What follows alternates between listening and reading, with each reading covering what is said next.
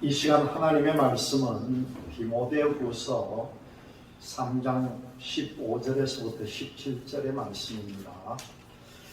오늘의 말씀의 제목은 오직 성경으로라는 말씀으로 은혜를 나누고자 합니다. 특별히 오늘 15절 말씀 후반절에 보니까 예수 안에 있는 믿음으로 말미암아 구원에 이르는 지혜가 있게 한다 하는 그 말씀을 꼭 기억하시기를 바랍니다. 오늘 말씀의 제목이 오직 성경으로라는 말씀입니다. 우리가 여러분들도 한번 체험했는지 모르겠습니다. 어떤 아주 넓은 운동장이나 들판이나 아무도 없는 한적한 공원 같은 데서 우리가 실험을 한번 해보는 거예요. 내가 눈을 딱 감고 똑바로 한번 걸어봐야지. 앞을 안 보고 눈을 감은 채로 내가 똑바로 한번 걸어가 봐야지 하고 뚜벅뚜벅 걸어가 보는데요. 아무런 사방에 방해물도 없고 장애물도 없는 것 같지만은 한두 걸음 걸어 나가고 몇 걸음 걸어가면 마음속에 벌써 두근두근거리고 조바심이 생기고 뭔가 곧 앞에서 툭 나타날 것 같고 해가지고 오래 가질 못하고 마치 두려움에 이 큰일 났다 싶어가지고 눈을 도로 번쩍 뜰 수가 있다는 겁니다. 앞이 안 보이면 그렇게 사람들이 근심 걱정이 먼저 생기는 거예요. 이 눈으로 본다는 게 얼마나 중요한지 모릅니다.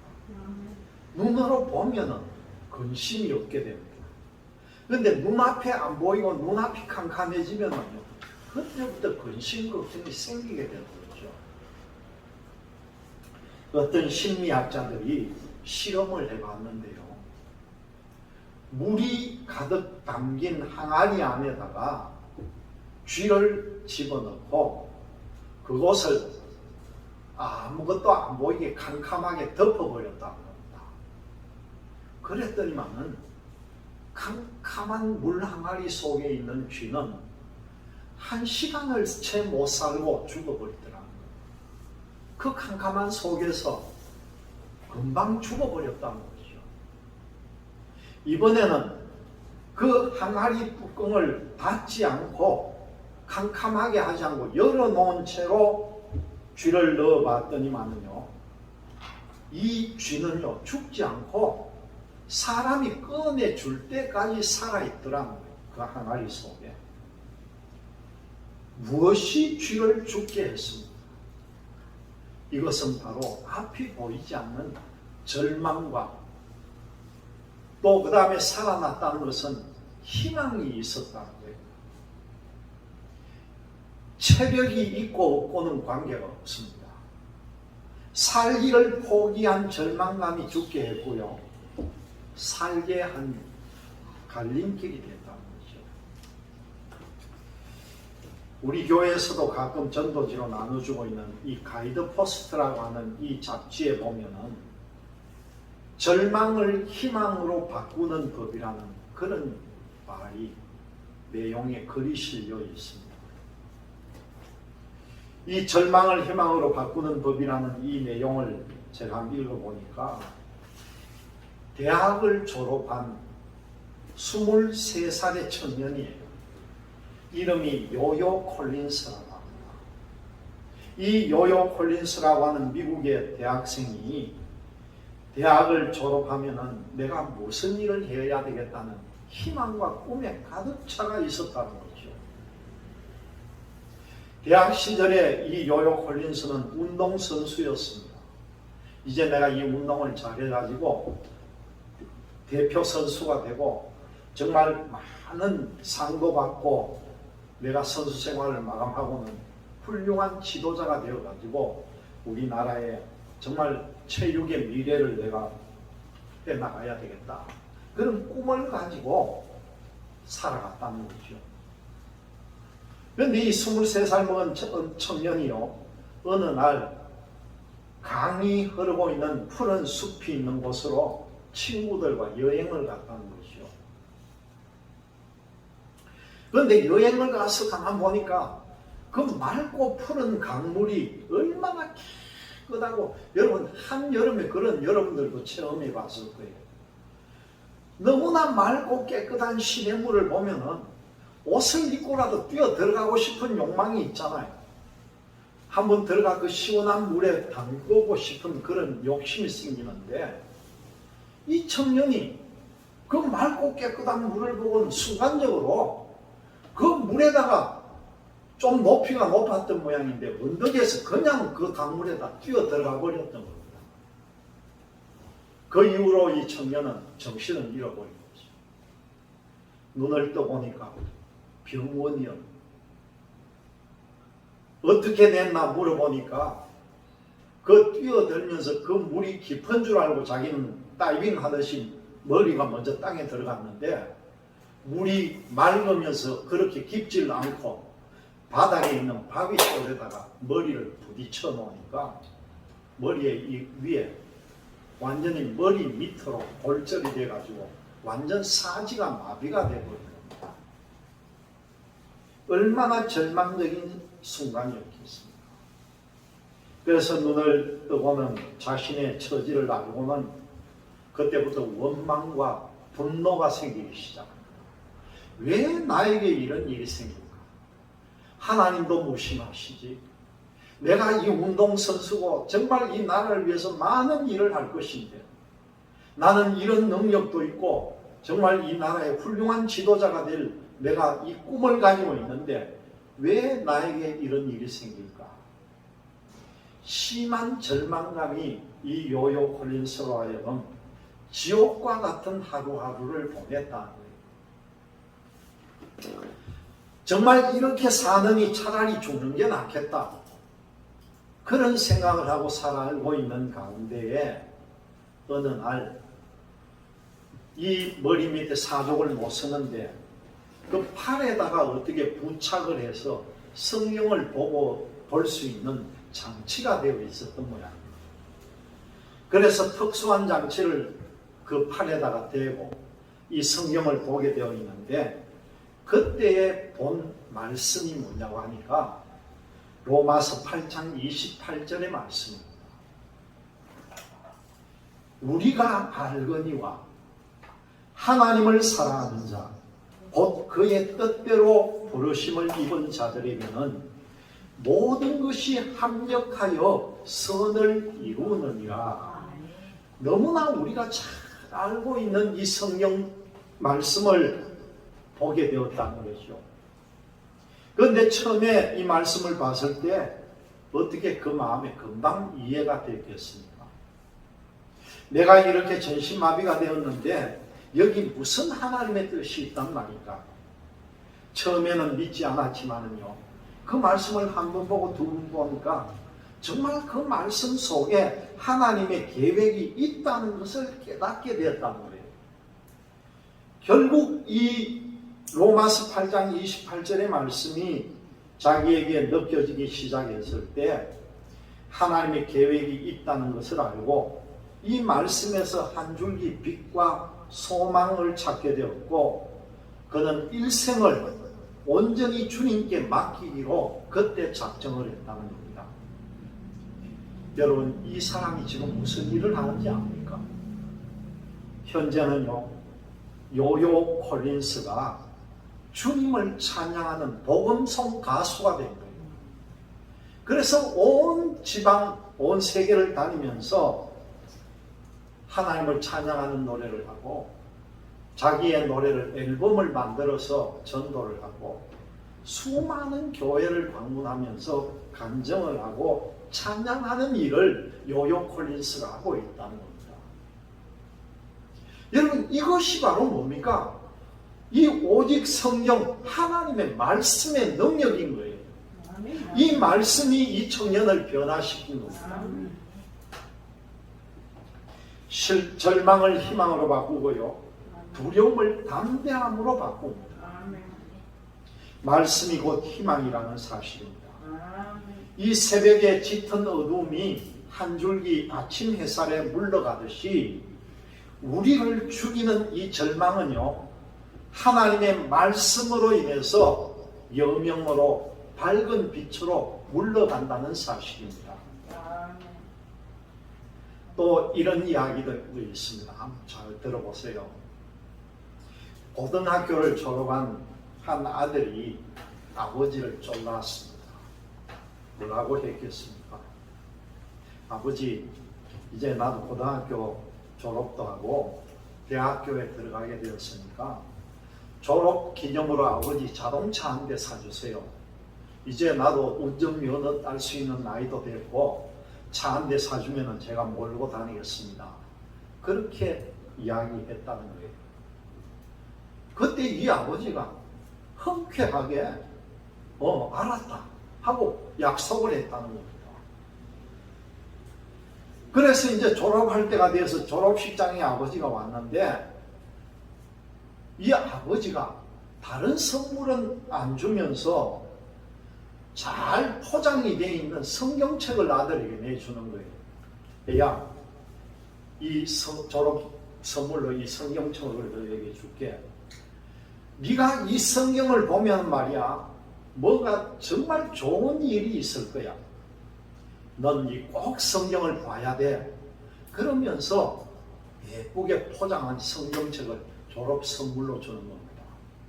이 아들은 내심 정말 차를 한 대 사주기를 바랐는데 얼마나 엉뚱한 선물이었겠습니까? 자기의 기대와는 완전히 틀린 선물이었기 때문에 아예 포장지도 뜯어보질 않고 그냥 책상 밑에다가 집어넣으려고 신경도 안 썼다는 거죠.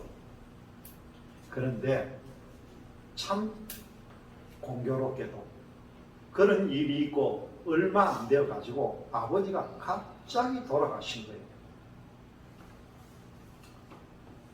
아버지가 돌아가시고 한참 세월이 흐른 후에 자기가 어느 날 보니까 아버지가 나에게 선물로 준 그 성경책이 책상 밑에 있는 것이 눈에 떠있는 거예요. 그래서 그때 이 마음에 그래도 아버지를 사랑하는 마음이 있어서 내가 이 고등학교를 졸업하면서 아버지에게 차를 사달라고 졸랐던 일도 생각이 나고 아버지가 졸업식장에 차 대신에 성경 준 그걸 그때야 불현듯 깨닫고는 이 성경을 내가 뜯어봐야 되겠다 하면서 성경 포장지를 뜯었습니다. 그런데 여러분, 그 성경 포장지를 뜯고 이 아들이 깜짝 놀란 거예요. 그 성경책 가운데 보니까 뭔가 두툼하게 들어있는 부분이 있는데 그 성경책을 열었더니만요, 그 속에다가 이 아버지가 차를 사고도 남을 숙도를 봉투 안에 넣어가지고는 그 성경책 속에다 넣어놓고 성경을 덮고 포장을 해서 아들에게 준 거예요. 그 순간 이 아들이 얼마나 울었겠습니까? 우리 아버지가 정말 차를 살 돈을 이 성경책 안에다가 넣어두었구나. 그렇게 하염없이 아들이 울었다는 거죠. 성경을 가까이 하려고 했던 그 아버지의 마음을 몰랐다는 거예요. 이 아버지는 그 아들에게 물론 차도 중요하지만 이 성경이 너에게 얼마나 중요한 거냐, 그걸 보여주기 위해서 성경을 갖다가 아들에게 물려준 것입니다. 비로소 아버지의 마음을 알게 된 아들은 깊은 참회의 눈물을 흘리면서 그 이후로부터 성경을 늘 가까이 했다고 합니다. 여기 이 아버지처럼요, 하나님께서도 우리에게 좋은 것을 주었다는 거예요. 그 좋은 것이 뭡니까? 우리가 읽고 있는 이 성경 속에 말씀으로 우리에게 주셨다는 거예요. 기독교는 이 성경이 정말 100% 하나님의 말씀이요, 또 신앙과 생활의 유일한 법칙이라는 이 불변의 원칙 위에 서 있습니다. 로마 카톨릭처럼 어떤 교회의 전통이나 교회 자체의 권위 같은 조건도 성경의 권위에 비견됨은 허락하지 않는다는 겁니다. 그래서 종교개혁자들은 뭐라고 합니까? 오직 성경을 종교개혁의 형식적 원리로 삼았다는 거예요. 그래서 루터나 칼뱅이나 모두 이 종교개혁자들은 오직 성경을 주장을 합니다. 그런데 오늘날 이 원리가 철저하게 지켜지지 않고 이 성경을 100% 하나님의 감동으로 된 책으로 인정하지 않는 사람들이 있다는 것이 너무나 가슴 아픈 일입니다. 사도 바울은 오늘 이 16절 말씀을 보면은요, 뭐라고 합니까? 모든 성경은 하나님의 감동으로 된 것으로 교훈과 책망과 바르게 함과 의로 교육하기에 유익하니, 그렇게 말씀합니다. 아멘. 바울은 성경의 두 가지 근본 진리를 제시합니다.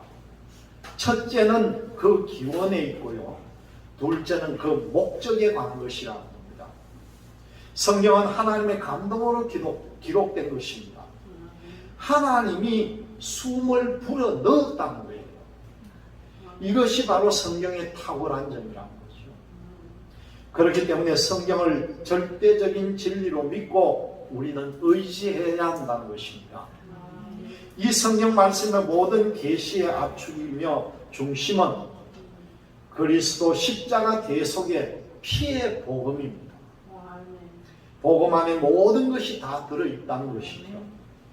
그러면 과연 성경은 하나님의 영감에 의해서 기록된 것은 정말일까? 성경에 나오는 요소들을 통해 충분하게 증명이 된다는 거예요. 성경의 문체의 웅장함을 비롯해서 여기에 담고 있는 진리라든가 순수함이라든가 탁월함이라든가 그리고 여러 부분들의 조화로움이라든가 성경을 읽은 수많은 사람들을 변화시키는 능력과 효력, 그리고 시대를 초월해서 서로 연관된 수많은 예언들이 성취된 것, 이런 걸 보면은 이 성경이 하나님의 감동에 쓰여져 있다는 것을 증거하는 것입니다. 성경의 목적 자체가 우리에게 주는 유익이라는 거죠. 성경이 기록된 목적은 두 가지로 볼 수가 있습니다. 앞서서 15절에 보는 것처럼 성경은 너희 그리스도 예수 안에 있는 믿음으로 말미암아 구원에 이르는 지혜가 있게 한다, 그렇게 말합니다. 성경이 우리를 영생으로 인도하는 참된 안내자가 된다는 거죠. 또 성경은 교훈과 책망과 바르게 함과 의로 교육하기 때문에 유익하고 하나님의 사람으로 온전하게 해준다는 것입니다. 사도 바울은 디모데후서 3장 전체의 결론을요, 혼란으로부터 우리를 고쳐주는 해독제로 성경을 언급하면서 마무리하고 있습니다. 곧 성경의 중심은 예수 그리스도이고요, 십자가 대속의 피의 복음이 바로 치료제가 된다는 거죠. 오늘 본문은 이 모든 성경은 하나님의 감동으로 된 것이다, 그렇게 선언을 합니다. 성경은 사람들이 기록했지만은 하나님께서 원저자가 되시고요, 하나님의 계시를 전달하는 책이라고 합니다. 성경은 하나님의 말씀이며 그리스도인의 신앙과 생활의 유일한 표준이 되는 책이라는 거죠. 성경은 구원에 이르는 지혜가 있게 합니다. 간절히 사모하고 기도하며 성경을 읽는 사람에게는 하나님께서 감동을 주셔서 믿음을 주시고 회심하게 하시고 또 구원에 이르게 한다는 거죠. 새 사람이 되는 변화를 일으킨다는 거예요. 성경을 가르칠 때에, 성경을 읽을 때에 하나님께서 감동하셔서 그 사람들이 죄를 깨닫게 하고 생각과 태도가 변화되게 한다는 것이죠. 이렇게 점점 더 하나님의 사람으로, 하나님의 백성으로 예수님을 닮는 사람이 되게 한다는 것입니다. 생각과 태도가 선한 일을 할 수 있게 준비되어 간다는 거죠. 하나님을 사랑해서 하나님의 일에 헌신하게끔 합니다. 이웃을 사랑해서 이웃을 돌보고 또 내가 가진 것을 나누는 삶을 살게 한다는 것입니다. 여러분, 이 중세 시대에는요, 라틴어로 된 성경을 사용을 했습니다. 그렇게 해서 라틴어를 공부한 성직자들만 성경을 볼 수가 있었다는 거죠. 성경은 단지 예배 때만 사용하는 일종의 예식서와 같은 역할을 했습니다. 그 성직자 밑에 있는 사람들은 라틴어라고 하는 글을 몰랐기 때문에 그 위에 성직자들이 하는 그 말을 듣고 그 들은 말을 달달 외워가지고 다시 진행을 했다는 거예요. 그래서 자연적으로 틀리는 것이 곳곳에 나올 수밖에 없는 거죠. 하나님의 감동은 이 사람들은 경험할 수가 없었을 것입니다. 중세 때는 성경을 해석하는 권한이 다른 사람에게는 없고 오직 교황에게만 있었습니다. 교황이 소집한 공의회에 모든 권위가 인정이 되었기 때문에 이 성경의 권위를 인정을 했지만은 교회의 권위와 그리고 교황의 권위도 동시에 중요하게 생각을 했다는 겁니다. 종교개혁자들은 이 성경이 하나님의 감동으로 된 것임을 강조하면서 표어를 내세울 때에 오직 성경이다 그렇게 내세웁니다. 성경은 교회의 생명과 사상의 중심이요 또 그리스도인의 인격적 헌신의 중심이라고 말할 수 있습니다. 종교개혁자들은 성경을 자기 나라의 말로 번역해서 모든 신자들이 다 읽을 수 있게끔 했습니다. 여러분, 지금 우리는 얼마나 행복한 시대에 하나님을 만나고 있는지 모릅니다. 성경은 하나님의 말씀이고 절대 진리의 말씀입니다. 세상의 그 어떤 책도요 성경과 비교할 수가 없고 또 비교하는 것 자체가 하나님을 모독하는 일이라는 거예요. 하나님의 말씀이 바로 우리 손에 있습니다. 이 얼마나 감격스럽고 감사한 일입니까? 그런데 여러분, 문제가 있다는 거예요. 성도들이 성경을 읽지 않는다는 것이 큰 문제인 거예요. 전능하신 하나님의 말씀이 바로 우리 손에 들려 있는데도 여러분, 이 책을 펴서 읽지 않는다는 거예요. 우리 손에 있는 하나님의 말씀, 성경에 눈을 두지 않고 그 성경의 화려한 표지에 다른 책이나 다른 세상의 학문이나 아니면 또 휴대폰으로 전해지는 그 세상의 일에 더 많은 관심을 둔다는 거죠. 이건 정말 큰 심각한 현실입니다. 이것은 잘못된 신앙이라는 거예요. 성경 중심의 바른 삶, 바른 신앙이 세워져야 된다는 겁니다. 왜 우리는 오직 성경이어야 할까? 첫 번째 보니까요, 예수가 누구시며 무슨 일을 행하셨으며 또 나와는 무슨 관계가 있는지를 이 성경을 통해서 알 수 있다는 겁니다. 여러분, 예수님을 알려면 성경을 읽어야 한다는 겁니다. 성경의 핵심은 오직 예수님이에요. 성경 속에서 예수 그리스도를 만나 나의 주님으로 섬기고 그 그리스도와 함께 사는 자를 구원 얻은 백성이다, 그렇게 말할 수 있다는 겁니다. 두 번째로는 보니까요, 우리는 성경으로 치유받아야 한다는 겁니다. 인생을 살면서 우리의 몸과 영혼은 많은 상처를 받게 되어 있습니다. 그 상처와 흉터를 그대로 안고 살아가고 있다는 거죠. 그 상처를 건드리면은 여러분 어떻습니까? 아픔을 느끼게 되어 있습니다. 아프면은 어때요? 화를 내죠. 그리고 되게 아프면은 눈물도 납니다. 그러면 이것은 무엇으로 치료받아야 되겠습니까? 바로 성경의 능력이라는 겁니다. 히브리서 4장 12절의 말씀입니다.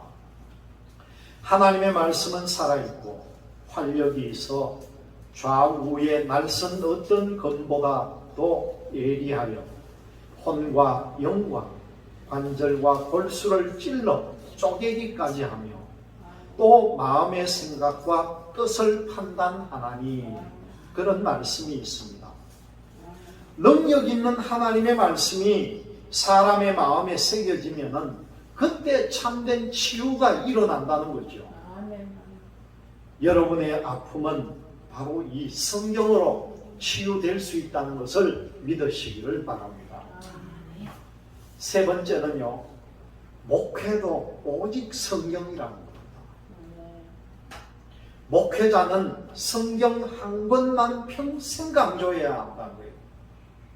다른 것 필요 없다는 것은 아니지만 이 성경 한 권을 평생 품고 살아야 한다는 겁니다.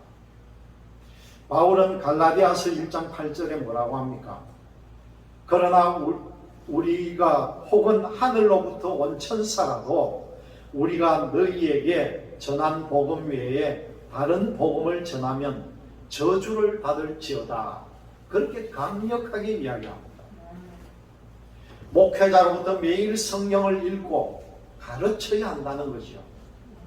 설교 준비할 때만 성경을 읽으면요, 그것은 참된 목자라고 할 수가 없다는 거예요.